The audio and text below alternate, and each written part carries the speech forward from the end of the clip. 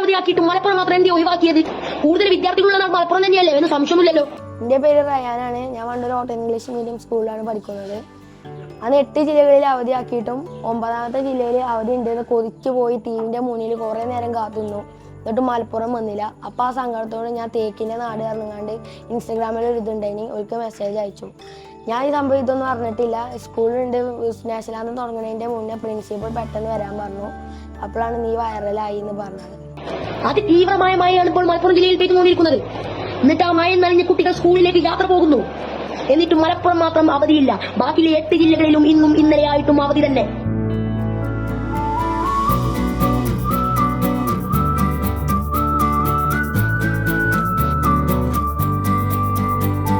എൻ്റെ അപ്പ Qatar safari മാളിൽ മാനേജറായിട്ട് വർക്ക് ചെയ്യാണ്.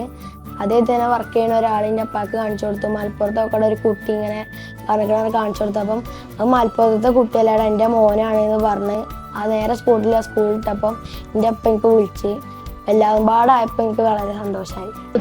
ഇത്രയും മനസ്സ് തുറന്ന് പറഞ്ഞപ്പോൾ നിങ്ങൾക്ക് എന്തോ ഒരു ചുക്കുമില്ലേ, ഒരു പുണ്ണാക്കുമില്ലേ? ഇത്രയും പറഞ്ഞില്ലേ? ഞങ്ങൾക്കും ഉണ്ടാവില്ല പൂരിമായിട്ട് ഫുട്ബോൾ കളിക്കാനും മീന് ചൂണ്ടലിടാനൊക്കെ ഒരു പൂതി. ഒന്ന് നിറവേറ്റി തരുങ്ങളെ.